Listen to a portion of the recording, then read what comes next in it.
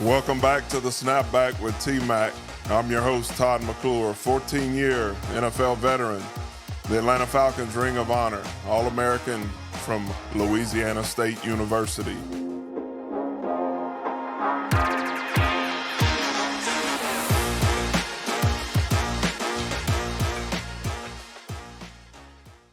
Today, we're going to go through, I guess you'd call it, making a pro. Just kind of want to give you a little background before we get into having our guest on and, dive deeper into some of these childhood stories I have, and then dive deeper into college or high school, college, and pro stories with different guests. Growing up myself, my dad, when we were young, he was a high school basketball coach at Central High School. My dad, Leo McClure. He was a head basketball coach there at Central. He got an opportunity to go be an assistant basketball coach at Southeastern Louisiana University, and then eventually became the head coach there at Southeastern Louisiana University. So myself, my brother Trey, my brother Tana, we grew up in a gym. Our first love growing up was basketball. And I think us being in the locker room kind of shaped who we were as teammates and players later on in our career. Myself and my brother Trey both became team captains at LSU. I was a team captain my senior year in football. Trey was a team captain of the baseball team, and I think a lot of that goes back to us growing up in the locker room. You know, we played basketball, like I said. My grandpa Archie, who the people around Central, you're familiar with my grandfather Archie. He was kind of the godfather of youth sports in the Central area. When my dad and my uncles were growing up, he coached them in every sport there was, and he would go pick up neighborhood kids in his truck and bring them to the park or bring them to the gym. And a lot of the athletes back in the day came through their backyard. I mean, we had in his gym, in his backyard, he had a goal that could go up and down that he built with hydraulic shocks. You know, he was a man that was ahead of his time. He built a pitching machine. He was very mechanically inclined also. Built a pitching machine before pitching machines even existed. So the coaching background and the sports background, a lot of it goes back to my grandfather Archie. So we played basketball, played my first football there in Hammond for Popeyes. Popeyes Chicken was the name of our team and our motivation every week. So all you guys that played on that Popeyes team in Hammond, you know who you are. When we get a win, we get a free 2-piece and a biscuit. At that time, I don't know how much I love football, how much I love being on the field, but that was my start. We moved back to Central. My dad becomes the athletic director. He's already coached basketball at Central. He becomes the AD and head football coach at Central High School, where myself and my brothers would go to high school. Now, I'm a freshman. I probably weighed 220 pounds, played both ways in high school. I was playing D-line, tight end. I was playing more D-line my freshman year. So my freshman year of high school, I played a full ninth grade game, played a full JV game. I think ninth grade I played linebacker. JV game, I played some linebacker, some D-line. In the varsity games, I was playing D-line. Defensive tackle is where I started. So we go into Crowley. First time that Central has made it to the playoffs in 5 years, maybe even longer than that. And I can remember like it was yesterday. We walk out on the field at Crowley. Crowley's got some studs on their team. They got two guys. One of them signed with Colorado. The other one signed with Mississippi State. And they were offensive linemen. These were the dudes that I was going to be going against. So they come out the tunnel. They got smoke. And then Phil Collins. I can feel it coming in the air tonight. And that song to this day still gives me chills out on the football field. But their intro coming out on the field, we were done before that game even started. And they stomped us. We didn't have a chance. At one point, our baseball coach, Randy Blanchard, was the D-line coach. And he goes up to my dad about third quarter and he goes, "Coach, you need to look at Todd out there." He said, "They are killing him." So Dad said he watched me for a few plays, and they were double-teaming me, dropping me 10 yards back, 15 yards back, put me on my back, and he was like, "Leave him in. He's got to learn." And I took some lumps that day, but learned that I needed to get bigger, stronger, to be able to compete on the high school football field. So the way we started to do that, myself and my brother Trey, we went to, it was a gym not far from us, Coach Gail Hatch, who I tell people all the time was one of the most instrumental pieces in my career for me playing at the college level and playing at the pro level. Coach Hatch was an Olympic strength coach. He taught me how to lift, how to use my body, the right techniques. This guy is truly a legend in this area. You go back and you look at guys that went to Coach Hatch at that time, names like Warwick Dunn, Peyton Manning, guys that we watched while we were in there that competed at a high level, lifting. Buster Bourgeois, Blair Lebrano were guys that were just doing unreal things in the weight room. So we went in and we got a base for lifting, for becoming stronger and faster. And, you know, you can go look up Coach Gail Hatch and the USA Olympic powerlifting team and see the amount of people, the amount of lives that he impacted. And he's a huge part of my success, and I don't take that lightly at all. So my sophomore year, we go to Baker High School, go to play at their home field. Coach Curly Hallman, who was a coach at LSU, the head football coach at LSU at that time, happens to come to that game. Had no idea at the time, found out later, but he's coming to watch a couple offensive linemen that were being highly recruited over schools across the Southeast and all over the country. He comes to the game and he's sitting in the press box. Just so happened that game, I kind of went off a little bit on the defensive line. I had 5 sacks in that game. So he's in the press box and he asked a few people, who's that kid for Central, number 89, and they told him it was Todd McClure. He goes, I'll be back to watch and see how his high school career pans out. Steve Ensminger was one of the guys early on that had an impact on the path that my career took. For those of you that don't know Steve, Steve was a quarterback at LSU, went on to spend a little bit of time in the NFL, also in the Canadian Football League. But I think his biggest, where you know him from, is from coaching college football. Coached all over the southeast part of the country. Coached at Georgia when Eric Zier was there, and they made their run in the early 90s. Then he went to Texas A&M, where I want to say Bucky Richardson was there during that time, and he had some good teams there. And then he's been at Louisiana Tech. He's been at Auburn, and then finished up his career at LSU with a guy named Joe Burrow that most of you may know about. He tells my dad, he's like, look, if he wants a chance to play college ball, you know, because I was playing tight end, I was playing defensive end, he said he needs to move to center. I would start the game with a number 55 on. I would play 2 series at center just to get game film for colleges to be able to see. And then I would take the jersey off, put on number 89, and I'd go back to tight end and defensive end.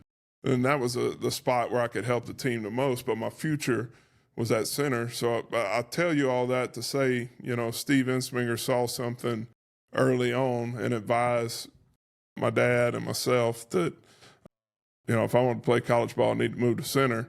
And it wound up being pretty, he was right on with that because it worked out. LSU, their coaching staff really showed up to start watching me more my junior season. We were playing University High at University High, which is actually on LSU's campus, and Coach Phil Bennett was a tight ends coach. He's coming to the game to watch me to see if they will offer me the scholarship. So he shows up, and I knew they were going to be there. My first half was lights out, and I played both ways, and I'm feeling pretty good about myself. And we go into halftime, and I am gassed. I'm done. And in the second half, I couldn't do anything. I don't think I made a play on either side of the ball, so I didn't know what my future was going to be with LSU, if they were going to still honor that scholarship or what was going to happen. It just so happened the next day, we were going, myself and my brother, Trey, were going to an LSU game. So they bring all the recruits in. The hosts are there. They wine and dine you a little bit. And then the coaches come in and talk to the families and the players a little bit before they go out on the field on a Saturday to play their game.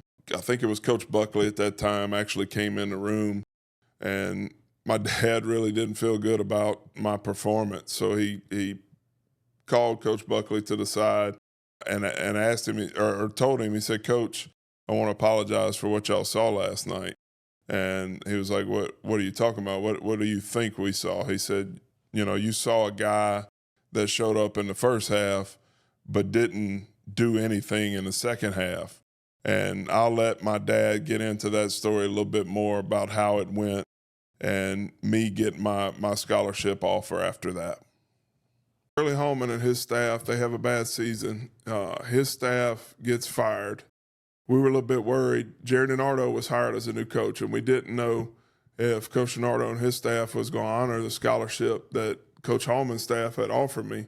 My senior season, they wanted to see a little bit more. Hal Hunter was a new offensive line coach who taught me so much in my career at LSU. He taught me things that I used all the way through the NFL with my technique. He was a great technician coach. Anyway, he comes to a game at McKinley. We're playing McKinley High School. I was just coming off of a high ankle sprain, and I knew Coach Hal Hunter was going to be there. He shows up at the game, and I see him off to the distance, standing and watching. And he watched a few plays. He watched a few series, and then he leaves. And come to find out, he saw me make a few plays on defense, and he said he saw enough, went back, told Coach DiNardo that they needed to go ahead and honor that scholarship offer. Coach DiNardo came to our house. I can remember we lived in a little bitty house in Central, and we probably had every McClure that ever existed was all in that house. And, we were sitting around just talking, and before he left that day, he said, "Look, Coach Holman's staff has offered you a scholarship. Coach Hal Hunter's seen enough. He's seen you move. He likes the way you move. So we want to honor that scholarship." On the way out, I didn't know this at the time, my dad tells Coach DiNardo, he says, "You're getting a better player than you think you're getting." And Coach DiNardo looks at him and he says, "Only time will tell." So we go fast forward to my freshman year at LSU. I can remember going in, I was 5th or 6th on the depth chart at center. Didn't have a ton of snaps in high school at center, and they were trying to change the culture there at LSU. So I had to work my way up. And I can remember my Uncle Rip telling me, he said, "Todd, when you go out there, the first time you line up," he said, "it could be the biggest, baddest dude that you have ever seen.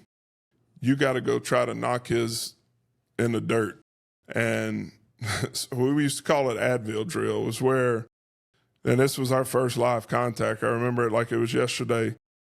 Linebacker lines up 10 yards from the offensive lineman. We're staring each other straight in the face, and there's a cone at the 5-yard mark, and you're going to meet at the cone, and it's basically just who is the baddest dude. So you kind of stand in line, and you don't know who the guy, who you're going to go against. It's whoever falls out, whoever's up there.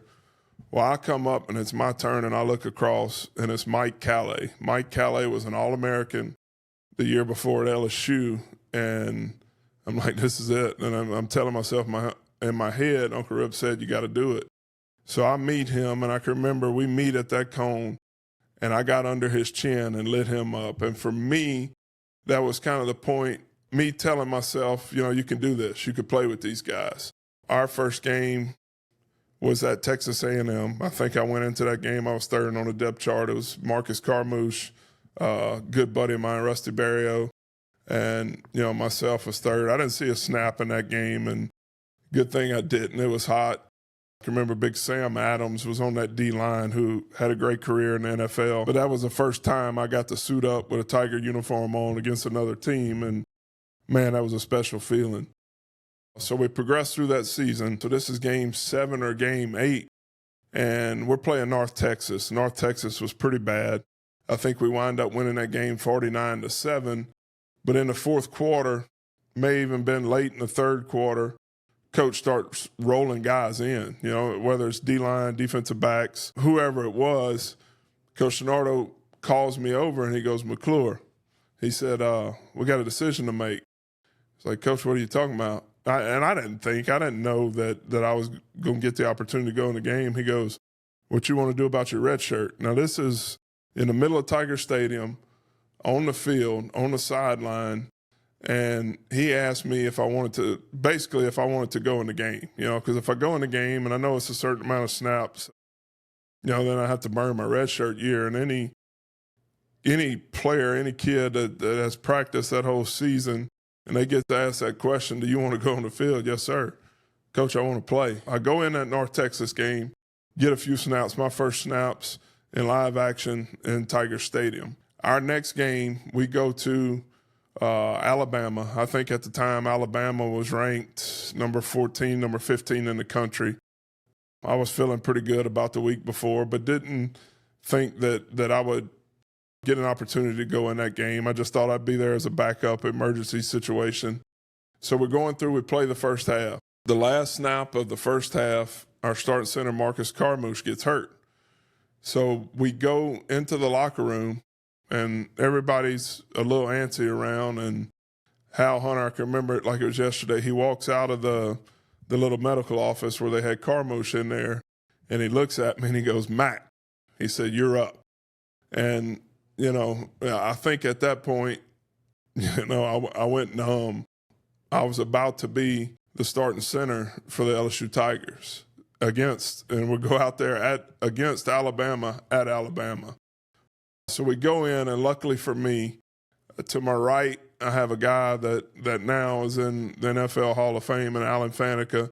To the left of me is Mark King, who is a guy that taught me so much about work ethic, what it took to be an offensive lineman in college football. He taught me so much. So I kind of had that blanket beside me on both sides of the ball with those two guys. My first start was against Ole Miss in Tiger Stadium.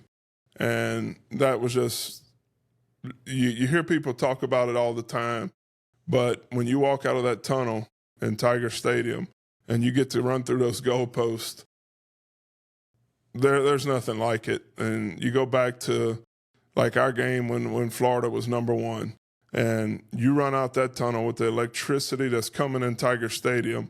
There is nothing like it in this world, and I can't even describe it. You get chills, the emotions, you feel the crowd behind you. It is just totally unbelievable. One of the things, or key contributors, I think, to helping me get to the NFL was a guy named Booger McFarland. I lined up against Booger McFarland every day in practice, and he was a guy that, made you work. He was quick, made me learn to do a lot of things that helped me out later on in my NFL career. And I tell him that all the time. Working against him every day in practice helped me be the player that I was eventually able to be. Working out at the combine, getting ready for the draft, being told the whole time, you're going to go from anywhere from third round to fifth round. We don't know. I'm 6'1" on a good day. I was 280, 285 coming out of college and undersized as a center. Draft day comes, go all the way through, nothing the first day. Get to the seventh round, and then I get the call from Coach Dan Reeves with the Atlanta Falcons that in the seventh round they were going to pick me to come to Atlanta to play center, which, that was my dream at that point, to get an opportunity to go play. So I get drafted by Atlanta, get there my rookie year, have great OTAs, do really, really well, get in the first or second day of training camp, and I tear my ACL my rookie year. I didn't know at that point if my career was over or what was going to happen, but luckily they put me on IR, and, I think I showed enough early on that they wanted to see if I had the ability to keep playing. I came back midway through my second season, missed my whole first season. My second season, halfway through that season, I became the starting center of the Atlanta Falcons and would be the starting center from that year all the way through my 14-year career. Played with the likes of guys of Michael Vick, Warrick Dunn, Matt Ryan, Chris Chandler was my first quarterback, Julio Jones. You can look up those stats, and the guys that I played with. What an unbelievable career to raise my family and to be with one organization in the NFL. I'm forever grateful to the Atlanta Falcons. One of the biggest honors I could ever receive the Atlanta Falcons, a few years after my retirement, put me into the Atlanta Falcons Ring of Honor.